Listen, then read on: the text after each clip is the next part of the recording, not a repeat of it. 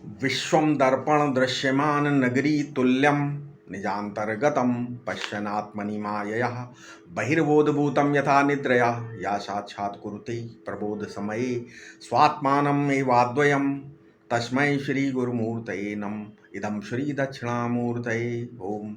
वसुदेवसुतं देवं कंसचाणूरमर्दनं देवकी परमानन्दं कृष्णं वन्दे जगद्गुरुं नारायणं नमस्कृत्यं नरं चैव नरोत्तमं देवीं सरस्वतीं व्यासं ततो जयमुदीरये। ओम श्री कृष्ण नमः। इस वीडियो में छठे अध्याय का 36वां श्लोक क्या है? असंयतात्मना योगी दुष्प्राप इति मे मति वश्यात्मनः तु यततः शक्यो आप्तुम उपायतः। यानी जो असंयत चित्त है उसे योग प्राप्त होना अत्यंत कठिन है, ऐसा मेरा मत है। परंतु जिसका चित्त अपने अधीन है वो उपाय पूर्वक यत्न करने पर उसे प्राप्त कर सकता है। ठीक है।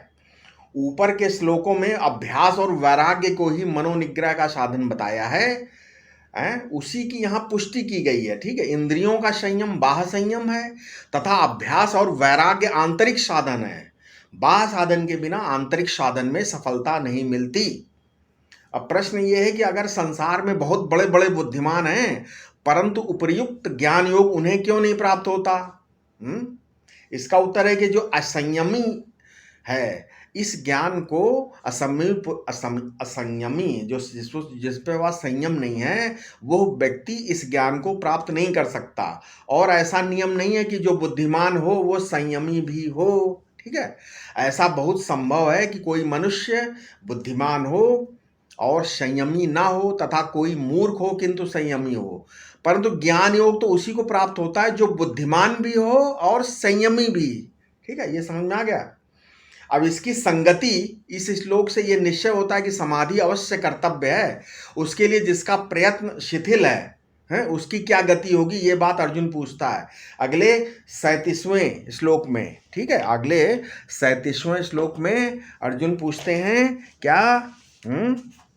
क्या पूछते हैं? अयति ही श्रद्धयोपेते योगाचलित मानसः अप्राप्य योग संसिद्धिम काम गतिम कृष्ण गच्छति।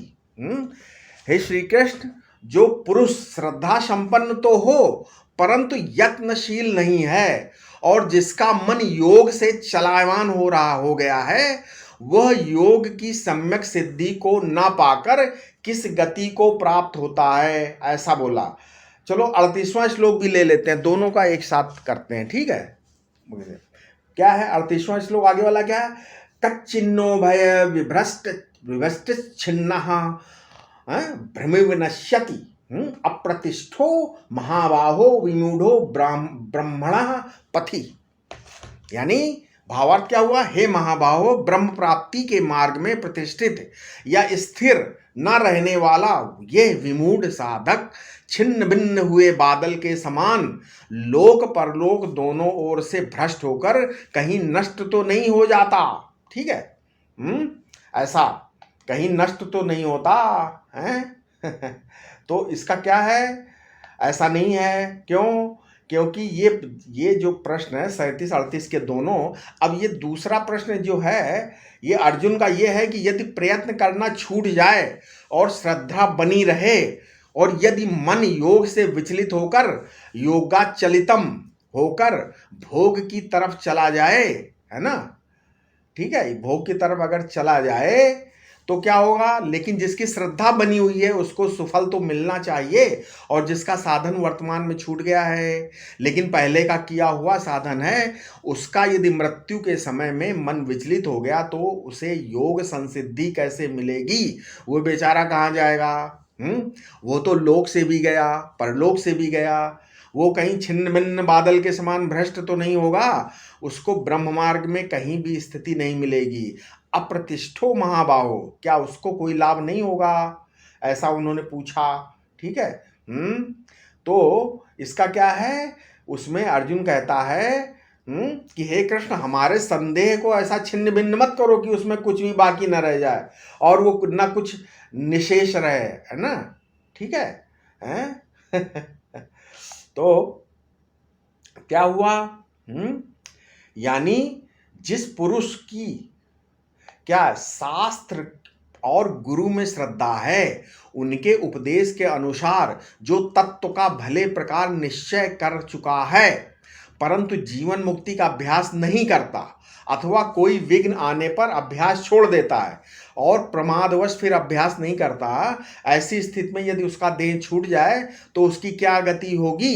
इस प्रकार की अकर्मण्यता अच्छे अच्छे लोगों में होती है और ये बहुत बड़ा विघ्न भी है। यत्नशील न होने पर ही चित्त चलायमान होता है, और जो विघ्नों से बचने का यत्न नहीं करता और यथाविधि वर्णाश्रमों का पालन नहीं करता, वही योग से चलायमान हो जाता है।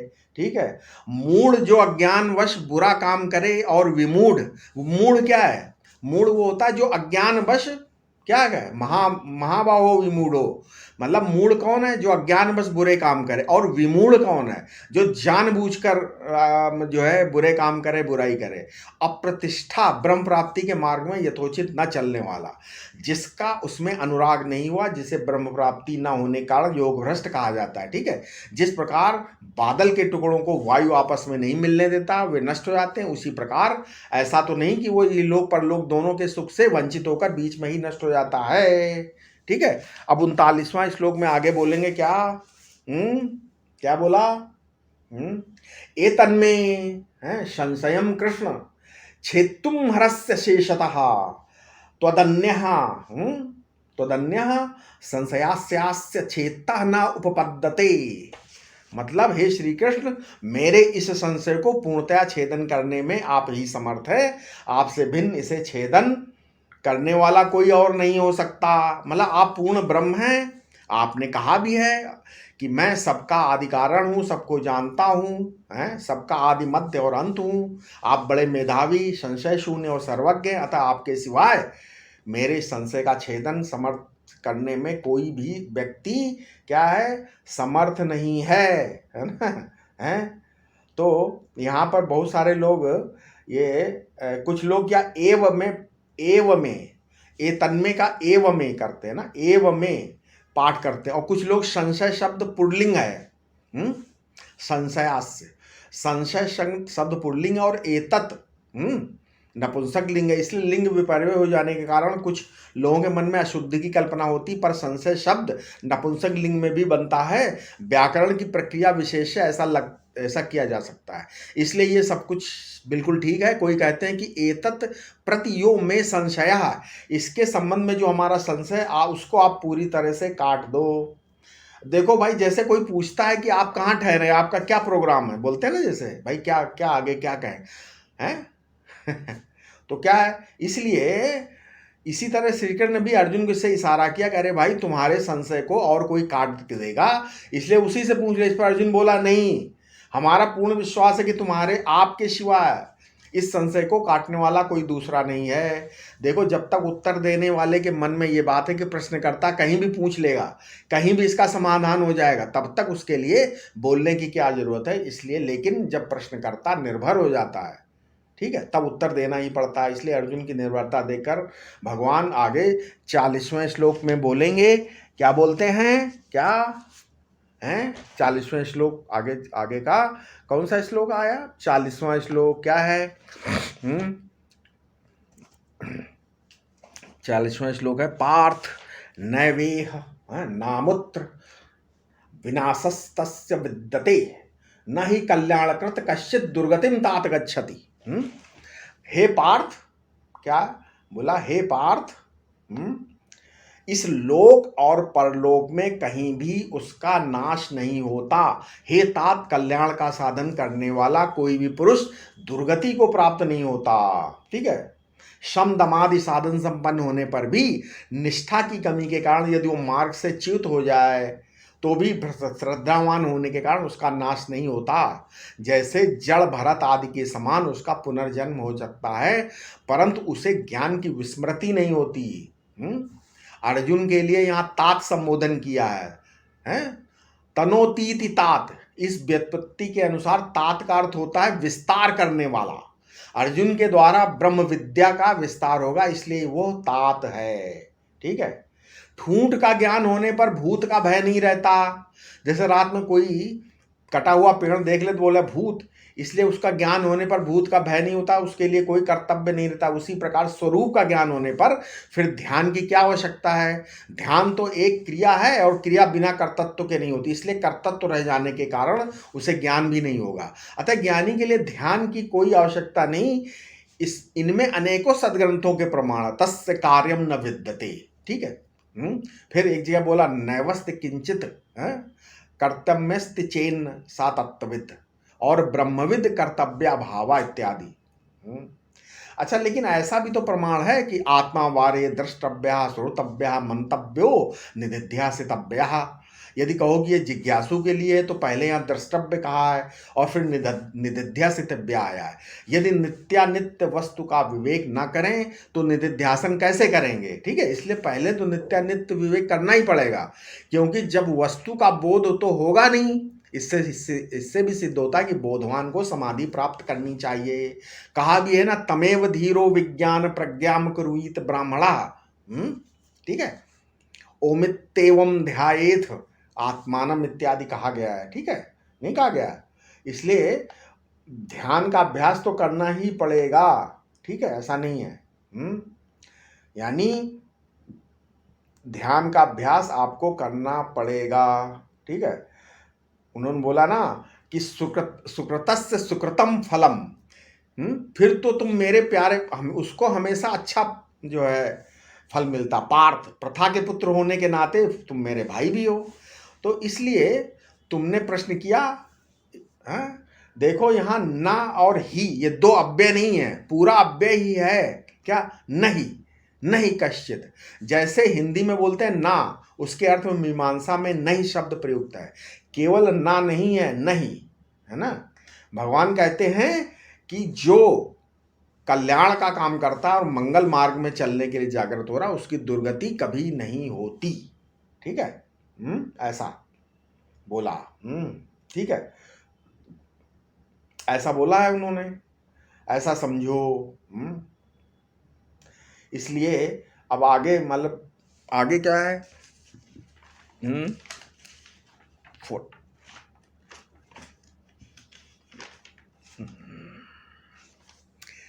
अब जैसे पुण्यकर्ता लोग जिस लोक में जाते हैं उसमें वो जाता है, नहीं सैकड़ों वर्ष तक वहाँ निवास करता है, नहीं करता है, हैं? और उसके बाद शुचि नाम अर्थात उच्च उच्च नाद कुले श्रीमताम बिंदु कुले जन्म ग्रहण करता है, ऐसा। ठीक है, ऐसा है। नाद कुले यानी किसी अच्छे महात्मा का चेला हो जाता है। हर जगह बेटा होना सुरफल नहीं है। श्रीमताम गेहे हो सकता है, गृहस्थ के वंश में पैदा हो सकता है, नहीं पैदा हो सकता है, हैं? हैं? कहीं भी गृहस्थ के यहाँ पैदा हो सकता है ना, कहीं भी पैदा हो सकता है। तो इसलिए महात्मा वंश में पैदा होगा माने उसके शिष्य हो जाएगा। अगर वो नाद वंश में पैदा होगा, इस प्रकार दो वंश हो गए, एक तो नाद वंश, दूसरा बिंदु वंश। कान के द्वारा भी बेटा बनाया जाता और ऊपर ही ऊपर बेटा बन जाता। सुचीनाम श्रीमताम इसलिए बोला, ऐसा अर्थ भी कर सकते हैं। ठीक है, कि श्रीमान दो तरह के होते हैं ना, एक बेईमानी के धन कराने वाले श्रीमान, दूसरे ईमानदारी धन वाले श्रीमान। जो बेईमानी से धन कमाते हैं उनको शुचि बोल नहीं सकते, उनके बारे में मनु जी कहते हैं क्या, सर्वेशामेव शौचानाम अर्थ शौचम परम स्मृतम। अर्थात पवित्रता के जितने भी नियम हैं उनमें धन की पवित्रता सबसे बड़ी है। समझ में आया। आप चाहे 21 बार मिट्टी से हाथ धो, अपरस का पवित्र रेशमी कपड़ा पहनो, जनेऊ पहना, बड़ी भारी चोटी रख ली, 3 घंटे संध्या वंदन कर लिया, सब का, किंतु इसके बाद जब टेलीफोन पर बैठे, मोबाइल तो बेचारे बेवकूफ़ लोगों की जेब काटने लगे। ये तो बेईमानी का धन जिसके घर में आता, वे श्रीमान तो हैं परंतु सूची नहीं है। ठीक है, अगर उनका धन पवित्र है ईमानदारी का तो वे भी पवित्र हैं, और उन्हीं के लिए कहा गया कि सूची नाम श्रीमताम। ठीक है, हैं? ठीक है। इसीलिए क्या है, भगवान श्री कृष्ण कहते हैं पवित्र धनवान कुल में योग भ्रष्ट जन्म लेते हैं, ऐसा बोलते हैं, है ना, नहीं बोलते हैं। अब इसमें आगे कौन सा श्लोक आया, इसके बाद 41वां श्लोक। 41वां ऐसा, हाँ 40 हो गया। 41वां श्लोक क्या है, वही जो बताया अभी है क्या बताया 40वें श्लोक, क्या 41वें के श्लोक में है क्या, प्राप्य पुण्य कृताम लोकानुषित्वा शाश्वती समः शुचि नाम श्रीमताम गेहे भ्रष्टो अभिजायते। ठीक है, योग भ्रष्ट पुरुष पुण्यवान के लोगों को प्राप्त होकर वहां बहुत समय तक रहकर फिर पवित्र और श्रीमानों के घर जन्म लेता है, जैसा अभी बताया हमने। योग भ्रष्ट का क्या अर्थ है, योगाभ्यास करते करते जिससे कोई बुरा कर्म हो जाए उसे योग भ्रष्ट कहते हैं। योग पूरा होने से पहले शरीर छूट जाए तो उसे योग भ्रष्ट कह सकते हो। इस श्लोक से सिद्ध होता है कि उसने कोई बुरा कर्म नहीं किया, प्रमादवश अभ्यास पूरा नहीं किया, यही उसका दुष्कर्म है। यदि कोई पाप कर्म किया होता तो पुण्यवानों के लोक में जाकर फिर श्रीमानों के घर में कैसे जन्म लेता। जिस कुल में वो जन्म लेता है वो पवित्र और श्रीमान दोनों गुणों से संपन्न होना चाहिए।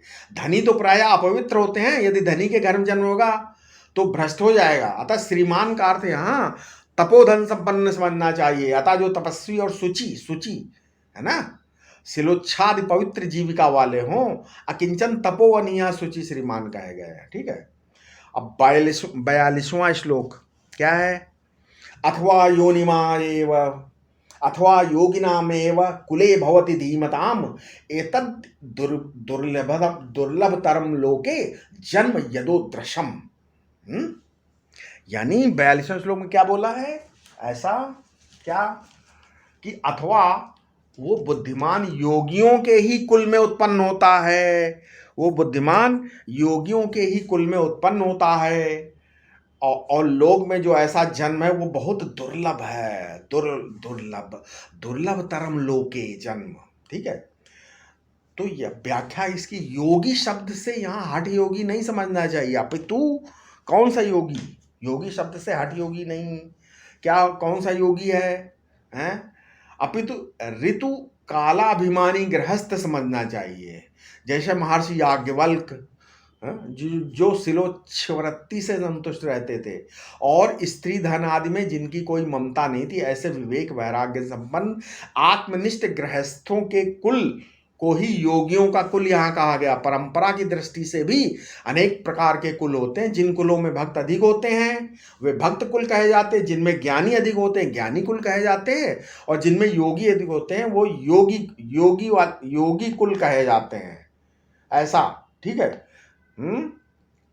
तो मतलब योग भ्रष्ट योगी वंश में भी पैदा होता है। योगी भी दो तरह के होते हैं, एक तो मूर्ख योगी और दूसरा ज्ञानी योगी, है ना, ज्ञानी योगी। तो जो बुद्धि नाश के पक्षपाती योगी हैं उन योगियों में जो योग भ्रष्ट का जन्म नहीं होता, और जो धीमताम माने अखंडाकार धी के पक्ष में उन योगियों के वंश में योग भ्रष्ट जन्म लेता। यदि लोक में ऐसा जन्म प्राप्त हो जाए तो वो कैसा है, दुर्लभ होता है बहुत। ठीक है, कैसा जन्म है, दुर्लभ। अब आगे कौन सा है, आगे आएगा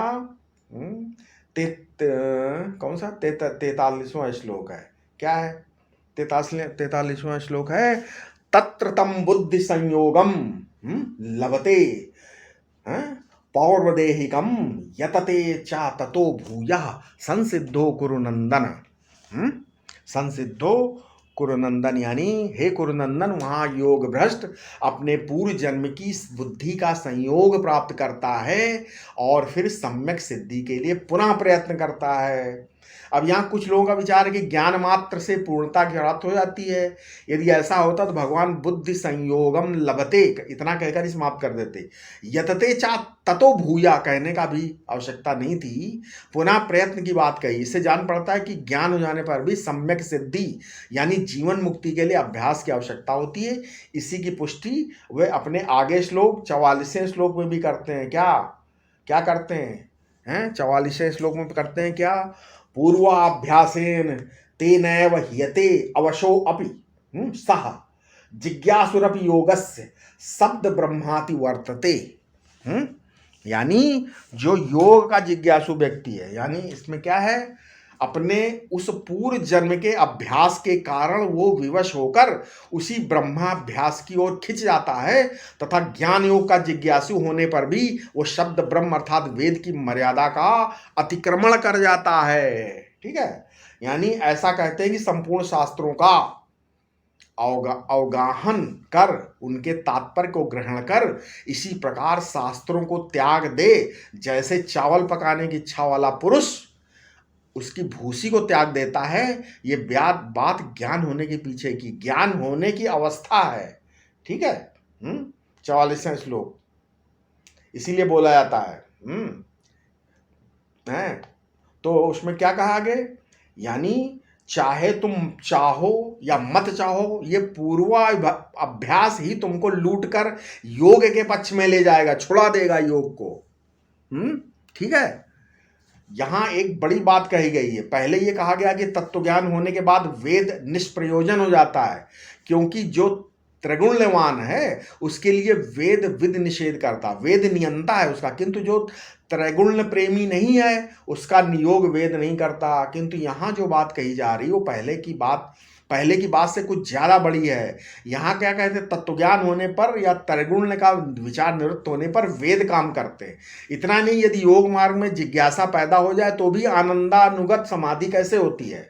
तो बोलते हैं कि निद्रा आलस्य प्रमाद तो है नहीं, विषय लालसा तो है नहीं, हैं, और करण जितने भी हैं इंद्रियां अपने अपने वर्ग में शांत संप्रसन्न स्थित हो जाती हैं। वहां शब्द ब्रह्म क्या करेगा, वहां तो शब्द ब्रह्म की गति ही नहीं है। अतः योग का जिज्ञासु भी शब्द ब्रह्म का अतिक्रमण कर जाता है, ये विधि निषेध से अतीत हो जाता है और उसको बोलने का हक मिल जाता है। ठीक है, हैं? भक्त लोग ऐसा मानते हैं, योगी लोग भी ऐसा मानते हैं और वेदांती लोग भी ऐसा मानते हैं। और श्रीमद् भागवत में भी आया है। क्या है, 11वें स्कंद में आया है, तावत् कर्माणि कुर्वीत न निर्वेदेत यावता मत कथा श्रवणादो वा श्रद्धा यावन न जायते। हैं, यानी वैराग्य हो जाए और भगवत कथा श्रवण श्रद्धा हो जाए, कर्माधिकार की निवृत्ति हो जाती है। ऐसा होने से ये करो ये मत करो ऐसा नहीं रहता, क्योंकि वहां तो कर्माधिकार ही निवृत्त हो गया। ठीक है।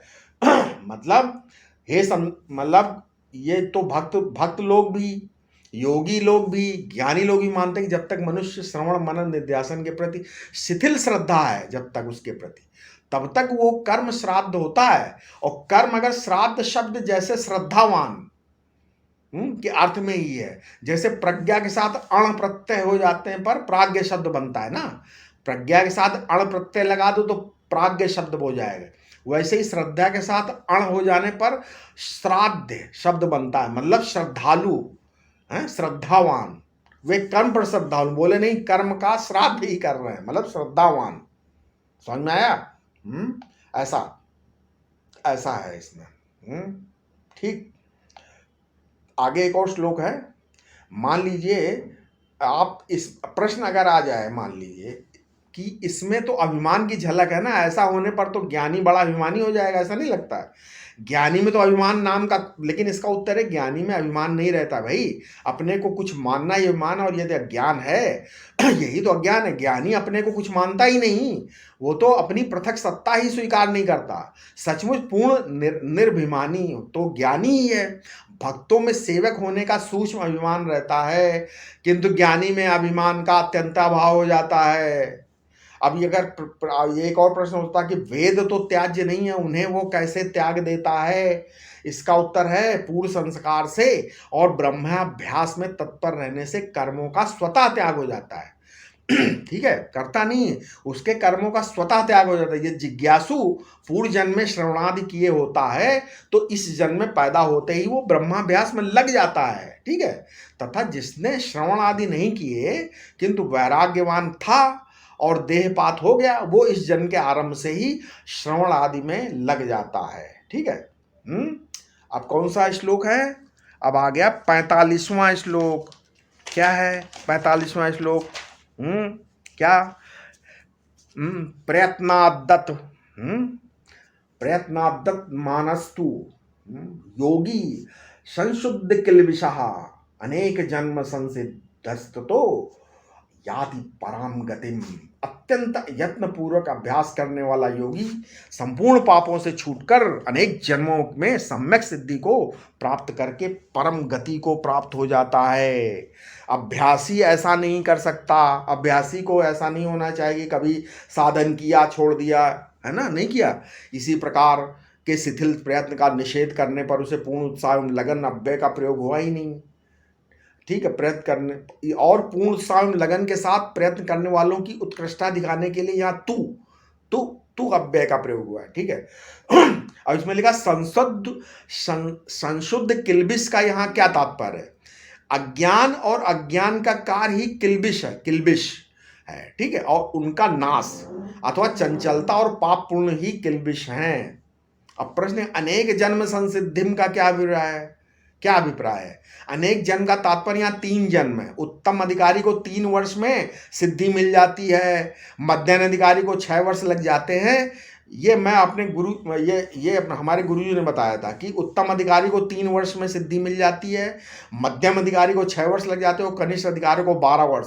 परंतु भगवान ने अनेक जन्म कहा है, अतः 3 समझने चाहिए। ठीक, पराम गतिम का तात्पर्य है ब्रह्म की प्राप्ति, क्योंकि वही साधक का परम पुरुषार्थ है। अतः निश्चय हुआ कि मोक्ष के लिए प्रयत्न करने वाले पुरुष का ज्ञान अपने कार्य सहित निवृत्त हो जाता है। इस श्लोक से यह भी सिद्ध होता है कि अभ्यास नष्ट नहीं होता। ठीक है। अब इसमें 46वां श्लोक क्या है आगे? तपस्विभ्यो अधिको योगी ज्ञानिभ्यो अपि मतो अधिकः है, और कर्मिभ्यश्चाधिको योगी तस्मात् योगी भवार्जुन। योगी ब्रह्माभ्यास करने वाला। ठीक है, योगी मतलब ब्रह्माभ्यास करने वाला ध्यान योगी। योगी का मतलब यहाँ तपस्वियों से श्रेष्ठ है, और ज्ञानियों माने शास्त्र ज्ञानी। ज्ञानी का मतलब ब्रह्म ज्ञानी नहीं, शास्त्र ज्ञानियों से भी श्रेष्ठ माना गया, और कर्मियों से भी श्रेष्ठ। अतः अर्जुन तुम योगी हो जाओ। पहले ये कहा जा चुका है कि योग शब्द गीता में कितनी बार आया है? 64 बार आया है योग शब्द, और 12 प्रकार का योग है उसमें। ज्ञान योग, मंत्र योग, हठ योग, राजयोग, ये 4 मुख्य है। अब विचार ये करना है कि यहाँ भगवान जिस योग की प्रशंसा कर रहे हैं वो प्रसंग ब्रह्माभ्यास का है। तब यहाँ ज्ञान योगी को ही सबसे श्रेष्ठ बतलाया गया है। इसलिए जब तक विदेह मुक्ति न हो तब तक ब्रह्माकार वृत्ति करते रहना चाहिए। प्रश्न ये कह सकते हैं कि आप जैसे मैं बोल रहा हूँ कि ज्ञान योग को सबसे श्रेष्ठ बतलाया, मैं इसमें तो आसनादि का क्रम है उसके विषय में विशेष रूप से जानना चाहता हूँ। मान लीजिए सुना है बिना निर्कल समाधि हुए, ये प्रश्न मैं पूछ रहा हूँ, मान लो बिना निर्कल समाधि हुए ज्ञान नहीं होता है, तो है ना? आप कहते हैं ज्ञान के साथ समाधि का कोई संबंध नहीं है, मैं कहता हूँ। अतः इस रहस्य को समझाने कैसे समझें? तो ये, और ये भी ज्ञान और मोक्ष में क्या अंतर हो सकता है? उत्तर ये इसका है कि मोक्ष और ज्ञान एक बात नहीं है। मोक्ष तो समाधि होने पर भी हो जाता है, परंतु समाधि होने पर ज्ञान होना आवश्यक नहीं है। आप समझ रहे हो? यहाँ पर जीव का बंधन क्या है? वासना है, और समाधि निर्वासनिक पुरुष को ही होती है, परंतु समाधि होने पर भी वृत्ति की सत्ता बनी रहती है, अवश्य ही वो निरुद्ध रहती है। ठीक है, परंतु सत्ता शून्य नहीं होती, इसलिए उसे ज्ञान नहीं कहते।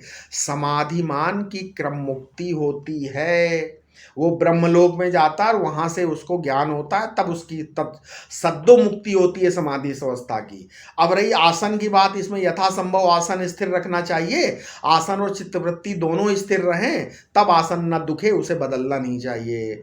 यहाँ तक अन्य कार्य करते हुए भी स्थिर आसन से ही बैठना चाहिए।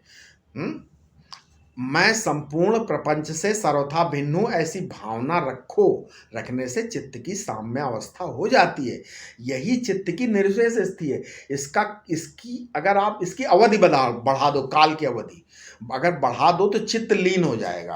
पहले अगर मान लो मैं पहले अपने को प्रपंच से अलग करो और इसको ज़्यादा दिन तक अगर रखोगे तो क्या होगा? साम्य अवस्था आ जाती और चित्त लीन हो जाता है। आसन में बैठकर मनोराज्य होगा तो 4 घंटे में ही गर्मी बढ़ जाएगी, परंतु चित्त अगर लीन हो जाए तो 6 घंटे बैठ सकते हो। इसका कारण है कि मनोराज्य में चित्त को काम नहीं करना पड़ता। चित्त लीन हो जाए उसमें कोई काम ही नहीं करना पड़ता। अच्छा, कुछ लोग बोलते हैं कि आंखें मूंद कर करें, खोल कर। अगर मान लिया आंखें खोल कर ध्यान करना हो तो पलकों पर पूरा ध्यान रखो, वे हिले नहीं। आंखों से ही संसार का आरंभ होता है। जब ध्यान के लिए सीधे होकर खड़े बैठो तो शरीर को ढीला छोड़ दो तथा श्वास को खींचने छोड़ने का प्रयत्न मत करो। शरीर हिले नहीं, बस इसे अनायास कुंभक हो जाता है, शरीर न हिले। ध्यान का अभ्यास परिपक्व हो जाने पर निद्रा कम हो जाती है और ध्यान से ही निद्रा जनित विश्राम मिल जाता है। इसलिए ध्यान समाधि ध्यानाभ्यासी पुरुष 1-1.5 घंटा सोकर भी ध्यान रह सकता है। ध्यान स्वाभाविक अगर हो जाए तो सोने की इच्छा नहीं रहती, ठीक है। जब चित्त से विक्षेप निकल जाए तभी ध्यान की पूर्णता समझ जाओ। ध्यान के समय यदि मन स्थिर न हो तो शरीर को हिलाना नहीं चाहिए। शरीर स्थिर रहने से चित्त भी स्थिर हो जाएगा। पहले तो जागृत और समाधि 2 अवस्थाएं होती, पीछे स्वप्न और सुसुप्ति भी बढ़ गई, ठीक है। यदि कोई 8 घंटे समाधिस्थ रह सके तो 16 घंटे जागृत रह सकता है, उसे सुसुप्ति की आवश्यकता नहीं होती। 6 घंटे से कम समाधि होने पर सुसुप्ति होगी, ठीक है। जहां तक बने ब्रह्माकार वृत्ति को ही बढ़ाना चाहिए। वृत्ति के बढ़ने से निद्रा तंद्रा आदि दोष स्वयं नष्ट हो जाते हैं और वृत्ति की स्थिरता होने से आसन भी स्थिर हो जाता है, ठीक है। अभ्यासी तो प्रथम इष्ट वस्तु की प्राप्ति होती, तत्पश्चात भाव होता है, फिर प्रेम की प्राप्ति होती। प्रेम ही को समाधि कहते हैं। उस समाधि के पश्चात तो अखंड स्मृति रहती, यही जीवन मुक्ति है, ठीक है। अनात्म चिंतन का अभाव ही आत्मस्थिति है, क्योंकि संसार की विस्मृति और परमात्मा की स्मृति एक साथ होती है, ठीक है। अब 47वां श्लोक है क्या, योगिनामपि सर्वेषां मद्गतेनांतर आत्मनः श्रद्धावान भजते यो माम समे युक्त तमो मतः। यानी सब योगियों में श्रेष्ठतम योगी मेरे मत में वही है जो श्रद्धा पूर्वक मुझ में मन लगाकर मेरा भजन करता है। गीता में युक्ततम शब्द 2 जगह ही आया है, यहां और अध्याय 12 श्लोक 2 में आया है। यहां केवल ब्रह्मज्ञान को महत्व न देकर ब्रह्मनिष्ठा की प्रशंसा की है, अतः निरंतर समाधि का अभ्यास करता रहना चाहिए। यही बात 12वें श्लोक में दिया है, यही अध्याय 12 की, ठीक है, श्लोक में दिया है क्या, ज्ञानाध्यानम विशिष्यते, इन शब्दों द्वारा की गई है, ठीक है। इस श्लोक ये श्लोक जो मुख्यतः भक्ति पर है, क्योंकि यहाँ सम्मुख खड़े भगवान मद क्या है बोलते हैं ना, मद्गतेनांतर आत्माना माम भजते, ऐसा अपनी ओर अंगुली का निर्देशित कर रहे हैं। माम और भजते शब्द का प्रयोग होने पर से ये बात स्पष्ट होती है, ठीक है। नहीं, इसमें ये बात समझने वाली है क्या कि क्या जैसे सिद्धि का अर्थ अंतःकरण की शुद्धि है, वो चाहे एक जन्म में हो चाहे अनेक जन्म जन्म लगी रगरी हमारी, बरों शंभु न तो रहो कुमारी, हैं, ऐसा है ना, गोस्वामी जी कहते हैं, ठीक है। तो जब तक अंतःकरण की शुद्धि नहीं होगी हमारी चित्तवृत्ति शुद्धाकार नहीं होगी, ठीक है। ये बात बिल्कुल साक्षात अप्रोच अनुभव है, ठीक है। अब जैसे मान लो अर्जुन ने भी समझ लिया कि योग एक पक्षी योग नहीं है, समाधि योग नहीं है, ये तो विक्षेप समाधि दोनों में समत्व रूप योग है, इसलिए बोलते समत्तम योग उच्यते। इस प्रकार अर्जुन ने भी समझ लिया कि भगवान ने भी कह दिया कि सुखम वा यदि वा दुखम सा योगी परमो मतः, 6ठे अध्याय में है, समझ में आया। भगवान कहते हैं कि योगी तपस्वी से भी अधिक है, शास्त्र ज्ञानी से भी अधिक है, ठीक है। देखो, श्री उड़िया बाबा जी महाराज से किसी ने पूछा कि आप वेदांती लोग भक्ति को नहीं मानते हैं, ठीक है। बाबा बोले कि मानते क्यों नहीं है भैया, तब आपका दूसरे भक्त मतवादियों से मतभेद क्या है। बाबा ने कहा कि मतभेद यही कि भक्त भक्ति को ही अवधि मानते हैं और कहते हैं कि इसके बाद और कुछ नहीं, किंतु हम मानते हैं कि नहीं, भक्ति के बाद भगवान है और वो प्रत्यक्ष चैतन्य भिन्न है, भक्ति से भी बड़ा भगवान है। हम मानते हैं कि भक्ति बहुत आवश्यक वस्तु, बहुत बड़ी चीज़ है, परंतु भक्ति से भी बड़ा वो है भगवान जिसकी भक्ति है, और जिसकी भक्ति है वो प्रत्यक्ष चैतन्य भिन्न ब्रह्म ही है, ये मानते हैं हम, ठीक है। इसलिए हम भी भक्ति को बहुत बड़ी मानते हैं, परंतु वहीं तक समाप्ति है ये नहीं मानते, उसके बाद प्रत्येक चैतन्य भिन्न ब्रह्म का बोध है। इसी तरह भगवान कहते हैं कि योगी सबसे बड़ा है, ये तो हम मानते हैं, लेकिन योगी ही सबसे बड़ा है और उसके आगे कुछ नहीं, ऐसा नहीं है, ठीक है। ऐसा नहीं है, हैं? ये है। जो चीज तुमने देखी ही नहीं उसके बारे में जरा हमारी बात सुनो, इसलिए बोले श्रद्धा, जैसे बताया था हमने। अब ये जो है, होता क्या है इसमें, ये तो आखिरी श्लोक था ना, है। अब इसके आगे क्या है, इसके बाद 7वां अध्याय शुरू होगा, है ना। अब 7वें अध्याय में ब्रह्म के स्वरूप क्या होगा और ब्रह्मनिष्ठा का वर्णन करेंगे, तथा शरणागत की विधि भी आएगी उसमें। तो क्या हुआ, ओम तत्सदिति श्रीमद् भगवद गीतासु उपनिषत्तु ब्रह्म विद्यायाम योग शास्त्रे श्री कृष्णार्जुन संवादे आत्म संयोगो नाम षष्ठो अध्याय। ओम। आशा है आपको जरूर ये छठा अध्याय समझ में आया होगा, ठीक है। अब अगले वीडियो में हम 7वां अध्याय प्रारंभ करेंगे। कृपया इस चैनल को सब्सक्राइब करें और लोगों तक समझाएं, ठीक है, पहुंचाएं। ओम शांति शांति शांति।